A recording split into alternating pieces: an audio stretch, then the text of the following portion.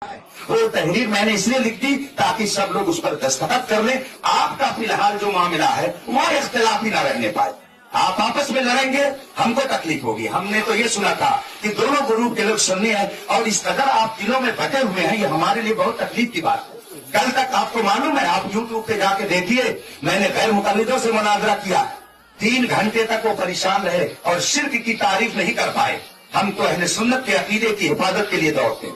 اب کوئی ہم کو کہتا ہے کہ یہ فتنہ کرتے ہیں, یہ کرتے وہ کرتے, ہماری ذاتیات پر جو کچھ کہا گیا ہم سب اس کو معاف کرتے ہیں.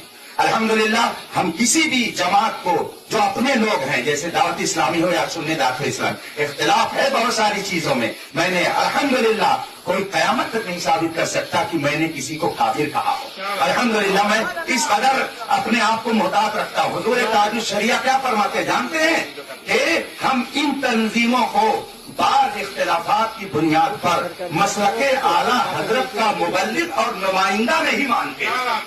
نمائندہ ہونا الگ چیز ہے اور کسی کو کافر کہنا الگ چیز ہے. دونوں میں فرق ہوتا ہے. ظاہر سی بات ہے کہ ہم آپ کو نمائندہ اپنا نہیں مانتے ہیں, یہ ایک الگ بات ہوئی. لیکن آپ کو مسلمان ہی نہیں مانتے ہیں, یہ ایک الگ بات ہوئی. لیکن ابھی اسی اسٹیج پر یہ ساری باتیں کہہ کر کے اور ہم کو مورد الزام ٹھہرایا گیا کہ فلاں کو کافر کہا, فلاں کو کافر کہا. فتنہ, اللہ ہم سب کی ایسے فتنوں سے حفاظت فرمائے. میرے بھائیوں, آپ لوگ مسلمان سنی صحیح عقیدہ, سب لوگ اعلیٰ حضرت حضور صدر مجاہد ملت رحمۃ اللہ علیہ کے ماننے والے ہیں. میں نے ٹھیک ہے انہوں نے ڈال دیا ہے اکابر علماء پر تاکہ آپ لوگ آپس میں نہ لڑیں. اور ظاہر سی بات ہے کہ ان کی طرف جو باتیں منسوب ہیں جب وہ قابل اعتراض ہیں تو اب ایسی صورت میں ان سے جڑے رہنے والے لوگ بھی اعتراض کے بھنور میں رہیں گے. حالانکہ آپ کو نہیں ہونے چاہیے, آپ سب تو ہمارے ہیں. ایسا کیسے ہو سکتا ہے کہ ہم آپ کو الگ سمجھیں؟ کوئی سنی رہنما اپنی قوم کے لیے کبھی نہیں چاہتا کہ وہ اختلاف میں پڑے. اب اگر کوئی یہ کہے آپ میں سے کہ یہ مفتی صاحب آ کر کے اختلاف کر کے گئے, بتائیے یہ بات جھوٹی ہوگی کہ نہیں؟ ہم کو تو معلوم بھی نہیں تھا کہ آپ کا علاقہ کدھر ہے. ہم کو تو معلوم بھی نہیں تھا کہ کون مولانا عبدالستار صاحب ہے, کون حافظ الرحمان صاحب ہے.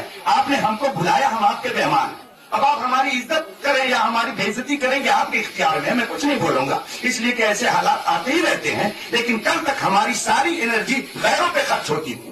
ہم نے وہابی, دیوبندی, نجدی, بلکہ شیعہ کے نوجوان لڑکوں سے بحث و مباحثہ کر کے ان کے عقیدے کی اصلاح کی کوشش کی ہے.